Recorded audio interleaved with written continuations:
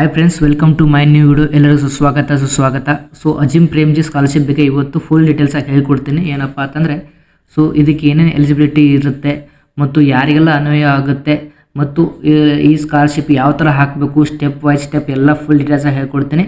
ಮತ್ತು ನಿಮಗೆ ಏನೇನು ಡಾಕ್ಯುಮೆಂಟ್ಸ್ ಬೇಕು ಅಂತ ಈ ವಿಡಿಯೋ ಹೇಳ್ಕೊಡ್ತೀನಿ, ಓಕೆನಾ. ಸೊ ಏನಪ್ಪ ಅಂತಂದರೆ, ಅಜಿಮ್ ಪ್ರೇಮ್ಜಿ ಸ್ಕಾಲರ್ಶಿಪ್ ಅಂತ, ಅಜಿಮ್ ಪ್ರೇಮ್ಜಿ ಫೌಂಡೇಶನ್ ಅಂತ. ಸೊ ಇಲ್ಲಿ ನೋಡ್ಬೋದು ನೀವು, ಈ ಥರ ಪೇಜ್ ಓಪನ್ ಇದೆ. ಸೊ ಮೊದಲು ಏನಂದರೆ ಎಲಿಜಿಬಿಲಿಟಿ ಏನಿರುತ್ತೆ, ಅರ್ಹತೆ ಏನು ಬೇಕು, ಈ ಅಪ್ಲಿಕೇಶನ್ ಹಾಕಬೇಕಾದ್ರೆ ಏನೇನು ಇರಬೇಕು ನಿಮ್ಮ ಇದೆ. So all girls students who have, ಅಂದರೆ ಇದು ಅಪ್ಲಿಕೇಶನ್ನು ಬರೀ ಹುಡುಗಿಯರು ಅಂದರೆ ಗರ್ಲ್ಸ್ ಮಾತ್ರ ಹಾಕಬೇಕು. ಮತ್ತು passed both class 10th and class 12 as a regular student from a government school or college in any of the eligible states or union territories. ಅಂದರೆ ನೀವು 10th ಕೂಡ ಪಾಸ್ ಆಗಿರಬೇಕು ಮತ್ತು 12 ಕೂಡ ಪಾಸ್ ಆಗಿರಬೇಕು. ನೀವು ಗೌರ್ಮೆಂಟೇ ಆಗಲಿ ಅಥವಾ ಪ್ರೈವೇಟ್ ಕಾಲೇಜಲ್ಲಾಗಲಿ ನೀವು ಇದು ಆಗಿರಬೇಕು. ಮತ್ತು ಸ್ಟೇಟ್ಸ್ ಆರ್ ಯೂನಿಯನ್ ಟೆರಿಟರೀಸ್ ಅಂದರೆ ಕೆಲವಿಷ್ಟು ಸ್ಟೇಟ್ ಕೊಟ್ಟಿದ್ದಾರೆ, ಆ ಸ್ಟೇಟಲ್ಲಿ ನೀವು ಮುಖಾಂತರ ಈ ಅಪ್ಲಿಕೇಶನ್ ಹಾಕ್ಬೋದು. ಮತ್ತು have taken admission in the first year for academic season 2025 or 26 as a regular student of recognized undergraduate degree or diploma course 2 to 5 years duration at government or credible and bona fide private college or university anywhere in India. ಏನಪ್ಪ ಅಂತಂದರೆ, ನೀವು ಇವಾಗ ಸದ್ಯಕ್ಕೆ degree admission ಮಾಡಿರಬೇಕು, ಅದು first year ಆಗಿರಬೇಕು. ಅಂದರೆ ನಿಮಗೆ ಫಸ್ಟ್ ಇಯರ್ ಒಂದು ವೇಳೆ ನಾರ್ಮಲ್ ಆಗಿ ನೀವು ಡಿಗ್ರಿ ಮಾಡಿದ್ರೆ ಒಂದು 4 ರಿಂದ 5 ವರ್ಷ ಇರುತ್ತೆ, ಮತ್ತು ಡಿಪ್ಲೊಮಾ ಮಾಡಿದ್ರೆ 2 ರಿಂದ 3 ವರ್ಷ ಇರುತ್ತೆ. ಅದು ನಿಮ್ಮ ಗೌರ್ಮೆಂಟಲ್ಲಿ ಇರಬೇಕು. ಮತ್ತು ಪ್ರೈವೇಟ್ ಕಾಲೇಜಲ್ಲಿ ಆಗಿರಲಿ ಅಥವಾ ನೀವು ಯಾವುದೇ ಯೂನಿವರ್ಸಿಟಿ ಆಗಿರಲಿ, ಆದರೆ ಇಲ್ಲಿ ಭಾರತದಲ್ಲಿ ಇರಬೇಕು, ಓಕೆನಾ. ಸೊ ಇದೆಲ್ಲ ಅರ್ಹತೆ ಇರಬೇಕು. ಸೊ ನೆಕ್ಸ್ಟ್ ಬಂದುಬಿಟ್ಟು ಏನಂದರೆ, ಸ್ಕಾಲರ್ಶಿಪ್ ಪ್ರೊಸೆಸ್ ಯಾವ ಥರ ಇರುತ್ತೆ ಅಂತ ನಿಮ್ಗೆ ಹೇಳ್ಕೊಡ್ತೀನಿ, ಇದೆಲ್ಲ ಇದೆ. ಸೊ ಏನಂದರೆ, ಸೊ ನೆಕ್ಸ್ಟ್ ಬಂದುಬಿಟ್ಟು ಯಾವ ಥರ ಅಪ್ಲೈ ಮಾಡ್ಬೇಕಂತ ನಾನೇ ಹೇಳ್ಕೊಡ್ತೀನಿ, ಸೊ ಡೋಂಟ್ ವೆರಿ. ಏನಂದರೆ ಡಾಕ್ಯುಮೆಂಟ್ ರಿಕ್ವೈರ್ಡ್. ಸೊ ಏನೇನು ಬೇಕು ಈ ಅಪ್ಲಿಕೇಶನ್ ಹಾಕಬೇಕಾದ್ರೆ ನೋಡಿ, ಪಾಸ್ಪೋರ್ಟ್ ಸೈಜ್ ಫೋಟೋಗ್ರಾಫ್ ಬೇಕಂದರೆ ನೀವು ನಿಮ್ಮ ಹತ್ರ ಪಾಸ್ಪೋರ್ಟ್ ಸೈಜ್ ಫೋಟೋ ಅಂದರೆ ಚಿಕ್ಕದು ಫೋಟೋ ಬೇಕು. ಸೊ ಮತ್ತು ಸಿಗ್ನೇಚರ್ ಬೇಕಾಗುತ್ತೆ, ಮತ್ತು ನಿಮ್ಮದು ಆಧಾರ್ ಕಾರ್ಡ್ ಬೇಕಾಗುತ್ತೆ. ಸೊ ನೆಕ್ಸ್ಟ್ ಬಂದುಬಿಟ್ಟು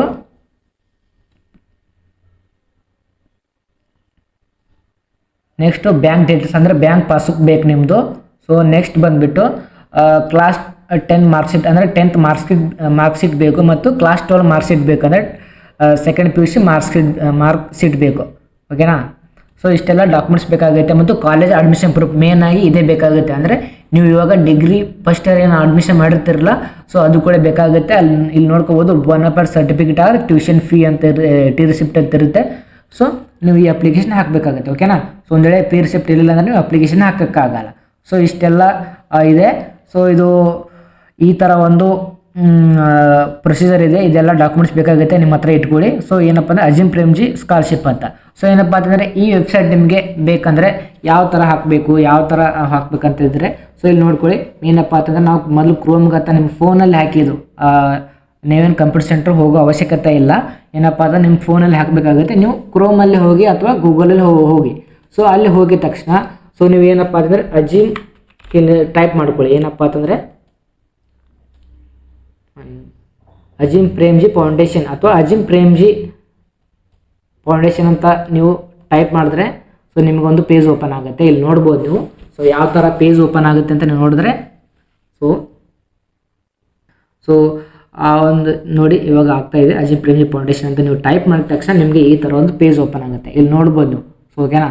ಸೊ ಇಲ್ಲಿ ಅಜಿಮ್ ಪ್ರೇಮ್ಜಿ ಸ್ಕಾಲರ್ಶಿಪ್ ಅಂತಿದೆ. ಸೊ ಇದ್ರ ಮೇಲೆ ಕ್ಲಿಕ್ ಮಾಡ್ಕೊಳ್ಳಿ, ಓಕೆನಾ. ಸೊ ಇದ್ರ ಮೇಲೆ ಕ್ಲಿಕ್ ಮಾಡಿದ ತಕ್ಷಣ ನಿಮಗೆ ಇನ್ನೊಂದು ಪೇಜ್ ಓಪನ್ ಆಗುತ್ತೆ. ಸೊ ಆ ಪೇಜ್ ಯಾವುದಪ್ಪ ಅಂತಂದರೆ ನೀವು ನೋಡ್ಬೋದು. ಸೊ ಎಂಟ್ರೆನ್ಸ್ ಅದೇ ಬರುತ್ತೆ, ಓಕೆನಾ. ಸೊ ಜಸ್ಟ್ ಇವಾಗ ಆಗಲೇ ತೋರಿಸಿದ್ದೀನಿ. ಸೊ ಆ ಥರ ಇದೆ ಅಜಿಮ್ ಪ್ರೇಮ್ಜಿ ಸ್ಕಾಲರ್ಶಿಪ್ ಅಂತ. ಸೊ ಏನಪ್ಪ ಅಂತಂದರೆ, ನೀವು ಏನಿದೆ ನೋಡಿ, an initiative support girls student to pursue their college education, ಅಂದರೆ ಉನ್ನತ ಶಿಕ್ಷಣಕ್ಕಾಗಿ ನಿಮಗೆ ಹೆಲ್ಪ್ ಮಾಡ್ತಾ ಇದ್ದೀವಿ ಅಂತ ಹೇಳ್ತಿದ್ದಾರೆ. ಸೊ ಏನಪ್ಪ ಅಂತಂದರೆ, ನೀವು ಹೊಸ ಅಪ್ಲಿಕೆಂಟ್ ಇದ್ದರೆ ನೀವು ರಿಜಿಸ್ಟರ್ ಅಂತ ಇದೆ. ಸೊ ಇದ್ರ ಮೇಲೆ ಕ್ಲಿಕ್ ಮಾಡಿ. ಒಂದು ವೇಳೆ ನೀವು ರಿಜಿಸ್ಟರ್ ಆಗಿದ್ದರೆ ಲಾಗಿನ್ ಮೇಲೆ ಕ್ಲಿಕ್ ಮಾಡಿ, ಓಕೆನಾ. ಸೊ ರಿಜಿಸ್ಟರ್ ಮೇಲೆ ಕ್ಲಿಕ್ ಮಾಡಿದ ತಕ್ಷಣ ನಿಮಗೆ ಈ ಥರ ಒಂದು ಪೇಜ್ ಓಪನ್ ಆಗುತ್ತೆ. ಸೊ ಈ ಥರ ಒಂದು ಪೇಜ್ ಓಪನ್ ಆಗುತ್ತೆ, ನೋಡ್ಕೋಬೋದು. ಚೆಕ್ ಯುವರ್ ಎಲಿಜಿಬಿಲಿಟಿ ಅಂದರೆ ಅಪ್ನ ಪಾತ್ರತಾ ಜಾಂಚೆ, ಅಂದರೆ ನೀವು ಈ ಅಪ್ಲಿಕೇಶನ್ ಹಾಕಬೇಕಾದ್ರೆ ನೀವು ಎಲಿಜಿಬಿಲಿಟಿ ಹೊಂದಿರಾ ಅಂತ ಕೇಳುತ್ತೆ. ಸೊ ಇಲ್ಲಿ ನೋಡ್ಕೋಬೋದು, ಪ್ಲೀಸ್ ಸೆಲೆಕ್ಟ್ ಯುವರ್ ಸೆಕ್ಸ್, ಅಂದರೆ ನಿಮ್ಮದು ಯಾವುದು ಲಿಂಗ ಇದೆ ಅದು ಸೆಲೆಕ್ಟ್ ಮಾಡ್ಕೊತಾ ಇದೆ. ಸೊ ಇದ್ರ ಮೇಲೆ ಕ್ಲಿಕ್ ಮಾಡಿ. ಸೊ ಇದ್ರ ಮೇಲೆ ಕ್ಲಿಕ್ ಮಾಡಿದ ತಕ್ಷಣ ಸೊ ನಿಮಗೆ 2 ಆಪ್ಷನ್ಸ್ ಬರುತ್ತೆ, ಮೇಲ್ ಆರ್ ಫೀಮೇಲ್ ಅಂತ. ಸೊ ಫೀಮೇಲ್ ಅಂತ ಕ್ಲಿಕ್ ಮಾಡ್ಕೊಳ್ಳಿ. ಸೊ ಫೀಮೇಲ್ ಅಂತ ಕ್ಲಿಕ್ ಮಾಡಿದ ತಕ್ಷಣ ಸೊ ಇಲ್ಲಿ ಎಸ್ ಆರ್ ನೋ ಅಂತ ಬರುತ್ತೆ. ಸೊ ನೀವು ಎಸ್ ಅಂತ ಹಾಕ್ಕೊಳ್ಳಿ. ಓಕೆನಾ. Have you passed class 10th from government school ಒಂದು ವೇಳೆ ಹಾಕ್ಕೊಳ್ಳಿ, ಎಸ್ ಅಂತ ಹಾಕ್ಕೊಳ್ಳಿ. ಸೊ ನೆಕ್ಸ್ಟ್ ಬಂದು have you passed class 12th from government school, yes ಅಂತ ಹಾಕ್ಕೊಳ್ಳಿ. ಸೊ ಒಂದು ವೇಳೆ ನೀವು ಗೌರ್ಮೆಂಟ್ ಕಾಲೇಜಲ್ಲಿ ಅಥವಾ ಗೌರ್ಮೆಂಟ್ ಸ್ಕೂಲಲ್ಲಿ ಆಗಿಲ್ಲ ಸ್ಟಡಿ ಮಾಡಲಿಲ್ಲ ಅಂದರೆ ನೋ ಅಂತ ಹಾಕ್ಕೊಳ್ಳಿ. ಓಕೆನಾ. ಸೊ ಮತ್ತು have you completed both your class 10th and class 12th from either of the states ಅಂತ ಕೇಳ್ತಾ ಇದೆ. ಅಂದರೆ ನೀವು 10th ಮತ್ತು 12th ಈ ಇಲ್ಲಿ ಕೊಟ್ಟಿರ್ತಕ್ಕಂಥ ರಾಜ್ಯಗಳಲ್ಲಿ ನೀವು ಸ್ಟಡಿ ಮಾಡಿದರೆ ಅಂತ ಕೇಳ್ತಾ ಇದೆ. ಯಾವ್ಯಾವ ಅಂದರೆ ಅರುಣಾಚಲ ಪ್ರದೇಶ, ಇಲ್ಲಿ ಯಾವುದೆಲ್ಲ ಇದೆ, ಅರುಣಾಚಲ ಪ್ರದೇಶ, ಆಸಾಮು, ಬಿಹಾರ, ಛತ್ತೀಸ್ಗಢ, ಜಾರ್ಖಂಡು, ಕರ್ನಾಟಕ. ಸೊ ನಮ್ಮ ಕರ್ನಾಟಕದವ್ರು ನಾವು ಕರ್ನಾಟಕ ಅಂತ ಇದೆ, ಎಸ್ ಅಂತ. ಓಕೆನಾ. ಸೊ ಎಸ್ ಅಂತ. ಸೊ ಇದ್ರ ಮೇಲೆ ಕ್ಲಿಕ್ ಮಾಡ್ಕೊಳಕ್ಕೆನಾ. ಸೊ ಇದು ಮಾಡಿದ ತಕ್ಷಣ ಸೊ ನೆಕ್ಸ್ಟ್ ಬಂದುಬಿಟ್ಟು have you taken admission in the first year as regular student of recognised undergraduate degree or diploma course 2 to 5 years ಈ ಥರ ಇದೆ. ಸೊ ಏನಪ್ಪ ಅಂದರೆ ನೀವು ಎಸ್ ಅಂತ ಹಾಕ್ಕೊಳ್ಳಿ. ಯಾಕಂದರೆ ಅಡ್ಮಿಷನ್ ನೀವು ಮಾಡಿದ್ರೆ ಮಾತ್ರ ಇದು ಎಲಿಜಿಬಲ್ ಆಗಿರ್ತಾರೆ. ಓಕೆನಾ. ಇಲ್ಲ ಅಂದರೆ ನೋ ಅಂತ ಹಾಕ್ರಿ. ಇಲ್ಲಿ ನೋಡ್ಕೊಳ್ಳಿ, ಇಲ್ಲಿ ನೋ ಅಂತ ಹಾಕಿದ್ರೆ ಸೊ ನಾಟ್ ಎಲಿಜಿಬಲ್ ಅಂತ ಬರ್ತದೆ. ಓಕೆನಾ. ನೋಡಿ ಇಲ್ಲಿ ನೋಡ್ಕೊಳ್ಳಿ, ಇಲ್ಲಿ ನೋ ಅಂತ ಹಾಕಿದ ತಕ್ಷಣ you must have secured admission for first year in recognised college or university to be eligible for this scholarship. ನೀವು ಏನಪ್ಪ ಅಂತಂದರೆ ನೀವು ಅಡ್ಮಿಷನ್ ಮಾಡಿರಲೇಬೇಕು, ಇಲ್ಲಾಂದರೆ ಅಪ್ಲಿಕೇಶನ್ ಹಾಕಕ್ಕೆ ಬರಲ್ಲ. ಓಕೆನಾ. ಸೊ ಎಸ್ ಅಂತ ಹಾಕ್ಕೊಳ್ಳಿ. ನೆಕ್ಸ್ಟ್ ಬಂದು ಚೆಕ್ ಎಲಿಜಿಬಿಲಿಟಿ ಆಗ್ತಿದೆ. ಸೊ ಇದ್ರ ಮೇಲೆ ಕ್ಲಿಕ್ ಮಾಡ್ಕೊಳ್ಳಿ. ಸೊ ಅದ್ರ ಮೇಲೆ ಕ್ಲಿಕ್ ಮಾಡಿದ ತಕ್ಷಣ ಸೊ ಈಗ ಬಂದುಬಿಡ್ತು ನೋಡಿ ಎಲಿಜಿಬಲ್ ಅಂತ. You are eligible for this scholarship of this scholarship ಕೆ ಲಿಯೇ ಪಾತ್ರ ಹೇ ಅಂತ ಬಂದೆ. ಸೊ ಓಕೆ ಅಂತ ಇದ್ರ ಮೇಲೆ ಕ್ಲಿಕ್ ಮಾಡ್ಕೊಳ್ಳಿ. ಸೊ ಇದ್ರ ಮೇಲೆ ಓಕೆ ಅಂತ ಕ್ಲಿಕ್ ಮಾಡ್ಕೊಳ್ಳಿ. ಯಾಕೆ ಲೇಟ್ ಆಗ್ತಾ ಇದೆಯಪ್ಪ ಅಂತ ಸರ್ವರ್ ಬಿಸಿ ಇದೆ, ಅದಕ್ಕೋಸ್ಕರ ಲೇಟ್ ಆಗ್ತಾ ಇದೆ. ಇಲ್ಲಿ ನೋಡ್ಬೋದು ನೀವು ಇಂಪಾರ್ಟೆಂಟ್ ನೋಟಿಸನ್ನು to submit your application deadline is 30 September ಅಂತಿದೆ. ಬಟ್ ಡೋಂಟ್ ವರಿ, 30 ಸೆಪ್ಟೆಂಬರ್ ಅಲ್ಲ. ಯಾಕಪ್ಪ ಅಂದರೆ ನಿಮ್ಮದು October 15ವರೆಗೂ ಟೈಮ್ ಇದೆ. ಓಕೆನಾ. So register your mobile number. So ಇಲ್ಲಿ ನಿಮ್ಮ ಫೋನ್ ನಂಬರ್ ಏನಿದೆ, ನಿಮ್ಮ ಫೋನ್ ನಂಬರ್ ಹಾಕ್ಕೊಳ್ಳಿ. ಸೊ ನಿಮ್ಮ ಫೋನ್ ನಂಬರ್ ಹಾಕ್ಕೊಂಡು ಒಂದು OTP ಬರುತ್ತೆ. ಫೋನ್ ನಂಬರ್ ಹಾಕಿದ ತಕ್ಷಣ ನಿಮ್ಮ ಸೆಂಡ್ OTP ಅಂತ ಹಾಕ್ಕೊಳ್ಳಿ. ಸೊ ಸೆಂಡ್ OTP ಅಂತ ಹಾಕಿದ ತಕ್ಷಣ ನಿಮಗೆ ಇಲ್ಲಿ ನೋಡ್ಬೋದು ನಾವು. ಸೊ ನೀವು ಫೋನ್ ನಂಬರ್ ಹಾಕಿದ ತಕ್ಷಣ ಇಲ್ಲಿ ಸೆಂಡ್ OTP ಅಂತ ಹಾಕಿ ಅದ್ರ ಮೇಲೆ ಕ್ಲಿಕ್ ಮಾಡಿ. ಸೊ ಸೆಂಡ್ OTP ಮೇಲೆ ಕ್ಲಿಕ್ ಮಾಡಿದ ತಕ್ಷಣ ನಿಮಗೆ ಇನ್ನೊಂದು OTP ಬರುತ್ತೆ. ಓಕೆನಾ. ಸೊ OTP ಹಾಕ್ಕೊಳ್ಳಿ. ಹಾಕಿದ ತಕ್ಷಣ ಇಲ್ಲಿ ನೋಡಿ ಎಂಟರ್ ಅಂತಿದೆ.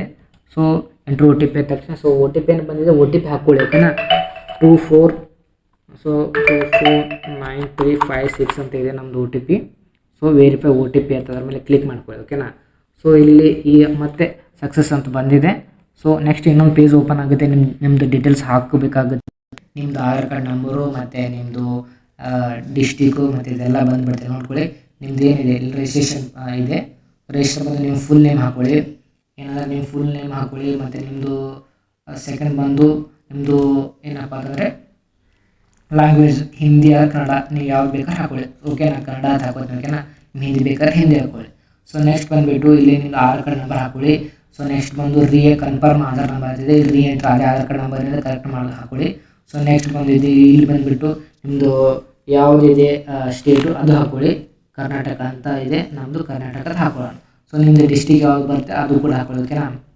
ಸೊ ಡಿಸ್ಟಿಕ್ ಯಾವುದು ಮೈಸೂರು ಇದ್ದರೆ ಮೈಸೂರು ಹಾಕ್ಕೊಳ್ಳಿ, ಬೆಂಗಳೂರು ಇದ್ದರೆ ಬೆಂಗಳೂರು ಹಾಕ್ಕೊಳ್ಳಿ, ಅಥವಾ ಬಿಜಾಪುರ ಇದ್ದರೆ ಬಿಜಾಪುರ ಹಾಕ್ಕೊಳ್ಳಿ. ಓಕೆನಾ. ಸೊ ನಿಮ್ದು ಯಾವ ಡಿಸ್ಟ್ರಿಕ್ಟ್ ಬರುತ್ತೆ ಕರೆಕ್ಟ್ ಹಾಕ್ಕೊಳ್ಳಿ. ಯಾಕಂದ್ರೆ ನೀವು ತಪ್ಪಾಗಿ ಹಾಕಿದ್ರೆ ನಿಮಗೆ ಅಮೌಂಟು 100% ಬರೋದಿಲ್ಲ. ಈಗಾಗಲೇ ಹೇಳ್ಬಿಟ್ಟಿದ್ದೀನಿ ನಿಮಗೆ. ಓಕೆನಾ. ಸೊ ಏನಪ್ಪ. ಓಕೆನಾ. ಸೊ ಇಷ್ಟೆಲ್ಲ ನಿಮ್ಮದು ಡಾಕ್ಯುಮೆಂಟ್ ನಿಮ್ಮದು ಇದೆಲ್ಲ ಹಾಕ್ಕೊಳ್ಳಿ. ಓಕೆನಾ. ಸೊ ಇಲ್ಲಿ ನಿಮ್ಮದು ಹೆಸರು ಹಾಕ್ಕೊಳ್ಳಿ, ಮತ್ತು ನಿಮ್ಮದು ಲ್ಯಾಂಗ್ವೇಜ್ ಹಾಕ್ಕೊಳ್ಳಿ, ಮತ್ತು ನಿಮ್ಮದು ಆಧಾರ್ ಕಾರ್ಡ್ ನಂಬರ್ ಹಾಕ್ಕೊಳ್ಳಿ, ಮತ್ತು ಕನ್ಫರ್ಮ್ ಆಧಾರ್ ನಂಬರ್ ಇದೆ ಕನ್ಫರ್ಮ್ ಆಧಾರ್ ನಂಬರ್ ಹಾಕ್ಕೊಳ್ಳಿ. ಸೊ ನೆಕ್ಸ್ಟ್ ಬಂದುಬಿಟ್ಟು ನಿಮ್ಮದು ಡಿಸ್ಟಿಕ್ ಯಾವ್ದು ಬರುತ್ತೆ ಡಿಸ್ಟಿಕ್ ಹಾಕ್ಕೊಳ್ಳಿ. ಮೇಲೆ ಯಾವ ಸ್ಟೇಟ್ ಬರುತ್ತೆ, ಸೆಕೆಂಡ್ ಪೇಜ್ ಏನು ಮುಗಿದಿದೆ ಅದು ಕೂಡ ಹಾಕ್ಕೊಳ್ಳಿ, ಮತ್ತು ನಿಮ್ಮದು ಪಾಸ್ವರ್ಡ್ ಕೂಡ ಮಾಡ್ಕೊಳ್ಳಿ. ಯಾಕಂದ್ರೆ ನೆಕ್ಸ್ಟ್ ಪೇಜು ನೀವು ಲಾಗಿನ್ ಆಗಬೇಕಾಗುತ್ತೆ. ಸೊ ಲಾಗಿನ್ ಪೇಜ್ ಬರ್ತದೆ. ಓಕೆನಾ. ಸೊ ಲಾಗಿನ್ ಪೇಜು ಹಾಕಬೇಕಾದ್ರೆ ಸೊ ನಿಮಗೆ ಪಾಸ್ವರ್ಡ್ ಅಂದರೆ ಕಂಪಲ್ಸರಿ ಬೇಕಾಗುತ್ತೆ. ಓಕೆನಾ. ಇಷ್ಟೆಲ್ಲ ಹಾಕ್ಕೊಳ್ಳಿ. ಒಂದು ವೇಳೆ ನಿಮ್ಗೆ ಆಧಾರ್ ಕಾರ್ಡ್ ಇಲ್ಲ ಅಂದರೆ ಡೋಂಟ್ ಹ್ಯಾವ್ ಆಧಾರ್ ಅಂತ ಹಾಕ್ಕೊಳ್ಳಿ. ಓಕೆನಾ. ಸೊ ಅಲ್ಲಿ ಹಾಕಿ. ಓಕೆನಾ. ಸೊ ಇಲ್ಲಿ ಇದೆಲ್ಲ ಡೀಟೇಲ್ಸ್ ಹಾಕಿದ ತಕ್ಷಣ ನೀವು ರಿಜಿಸ್ಟರ್ ಅಂತ ಇದೆ. ಸೊ ರಿಜಿಸ್ಟರ್ ಮೇಲೆ ಕ್ಲಿಕ್ ಮಾಡ್ಕೊಳ್ಳಿ. ಓಕೆನಾ. ರಿಜಿಸ್ಟರ್ ಅಂತ ಕ್ಲಿಕ್ ಮಾಡಿದ ತಕ್ಷಣ ಸೊ ನಿಮಗೆ SMS ಮುಖಾಂತರ ನಿಮಗೆ ಯೂಸರ್ ID ಬರುತ್ತೆ. ಪಾಸ್ವರ್ಡ್ ಅಂತ ನಿಮಗೆ ಆಗಲೇ ಇಲ್ಲಿ ಕನ್ಫರ್ಮೇಷನ್ ಎಂದು ಸೆಟ್ ಪಾಸ್ವರ್ಡ್ ಅಂತ ಇದ್ದಿಲ್ಲ, ಅದು ಆಲ್ರೆಡಿ ಹೇಳಿದಿರಲ್ಲ. ಸೊ ಅದು ಕನ್ಫರ್ಮ್ ಪಾಸ್ವರ್ಡ್ ಕೂಡ ಇತ್ತಲ್ಲ. ಸೊ ಅದೇ ನಿಮಗೆ ಯೂಸ್ ಆಗುತ್ತೆ. ಓಕೆನಾ. ಸೊ ನೆಕ್ಸ್ಟ್ ನಿಮಗೆ ನೆಕ್ಸ್ಟ್ ಪೇಜು ಬರುತ್ತೆ, ಲಾಗಿನ್ ಯಾವ ಥರ ಆಗ್ಬೇಕಂತ ನೋಡ್ಕೊಳ್ಳಿ. ಸೊ ನೆಕ್ಸ್ಟ್ ನಿಮಗೆ ನೀವು ರಿಜಿಸ್ಟ್ರೇಷನ್ ಆಗಿದ ತಕ್ಷಣ ನಿಮಗೆ ಯೂಸರ್ ಐ ಡಿ ಬಂದ್ಬಿಡುತ್ತೆ ನಿಮಗೆ SMS ಮುಖಾಂತರ. ಓಕೆನಾ, ಇಲ್ಲಿ ನೋಡ್ಕೊಳ್ಳಿ ಲಾಗಿನ್ ಪೇಜ್ ಇದೆ, Azim Premji scholarship login page ಅಂತಿದೆ. ಸೊ ಇಲ್ಲಿ ನೀವು ನಿಮ್ಗೆ ಬರ್ತಕ್ಕಂಥ ಯೂಸರ್ ನೇಮು ಇಲ್ಲಿ ಹಾಕೊಳ್ಳಿ. ಓಕೆನಾ, ಸೊ ಯೂಸರ್ ನೇಮ್ ಅಂತ ಹಾಕೋದ್ರೆ ಏನಪ್ಪ ಅಂತಂದ್ರೆ ಏನು ಬಂದಿದೆ ಅಂದರೆ, ಸೊ ಯು ಅಂದರೆ ಸ್ಮಾಲು UN. ಸೊ ಇಲ್ಲಿ ನಿಮ್ಮ ಪಾಸ್ವರ್ಡು ನಿಮ್ಗೆ ಏನಿದೆ ಅದು ಹಾಕೊಳ್ಳಿ. ಓಕೆನಾ,